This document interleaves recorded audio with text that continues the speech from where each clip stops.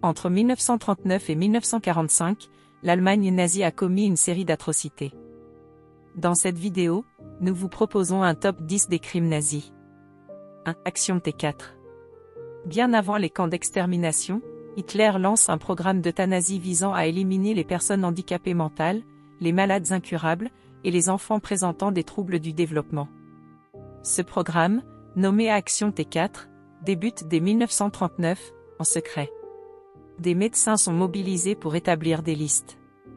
Les familles reçoivent des lettres leur promettant une meilleure prise en charge pour leurs proches. Mais une fois arrivés dans des institutions comme Hadamar ou Grafenegg, les patients sont gazés ou tués par injection. Les corps sont incinérés, et les proches reçoivent des actes de décès falsifiés.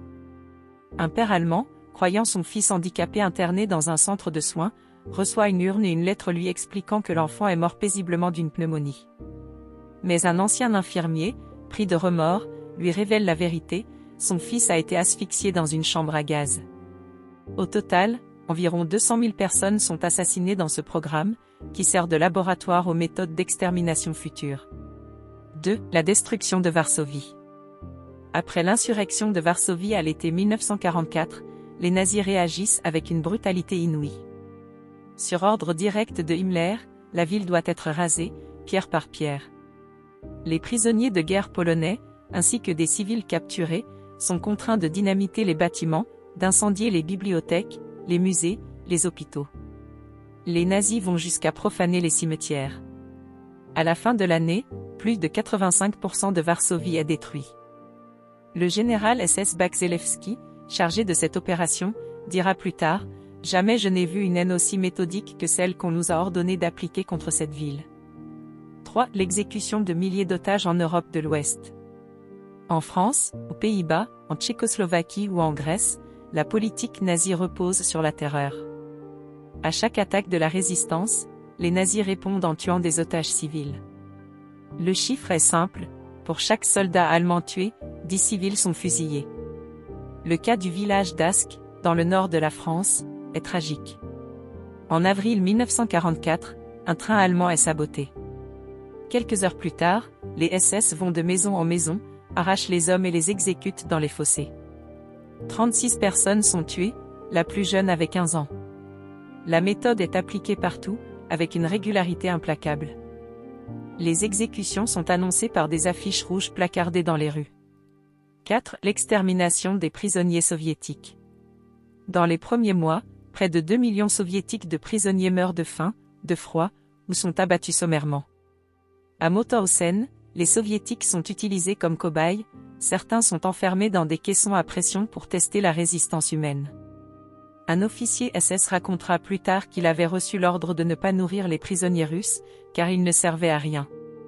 5. Le massacre de Lydis. En juin 1942, Reinhard Heydrich, bras droit d'Himmler, est tué à Prague par des résistants tchèques. En représailles, les nazis effacent le village de Lydis de la carte. Tous les hommes de plus de 15 ans sont fusillés, les femmes envoyées en camp de concentration, et les enfants, pour la plupart, gazés ou confiés à des familles allemandes s'ils sont jugés racialement purs. Les nazis filment même l'opération pour montrer l'exemple. Pour Hitler, il faut que plus aucun village ne songe à défier l'ordre allemand. 6. Le travail forcé des enfants en Pologne. En Pologne, des centaines de milliers d'enfants sont arrachés à leurs familles pour travailler dans des fermes allemandes ou dans des usines. Ils dorment dans les greniers, mangent des restes, et travaillent parfois 12 heures par jour, sous les coups. Un rapport allemand de l'époque note qu'un enfant de 12 ans peut porter sans difficulté des sacs de 50 kg s'il est correctement dressé. Certains enfants polonais sont rebaptisés, interdits de parler leur langue, et punis pour un simple regard jugé insolent. 7. L'exploitation des travailleurs étrangers. Le régime nazi fait venir de force des millions de travailleurs des territoires occupés.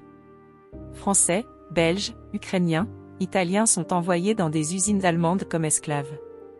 À IG Farben ou à Krupp, les horaires sont inhumains, les coups fréquents, les morts courantes. Un jeune Français racontera après la guerre que son camarade de lit est mort de fatigue une nuit, le visage figé dans la douleur. Le contremaître est venu, a regardé le corps, puis a dit qu'on le remplace et qu'on nettoie le sang. Les nazis n'utilisent pas ces travailleurs pour produire efficacement, mais pour les épuiser jusqu'à la mort.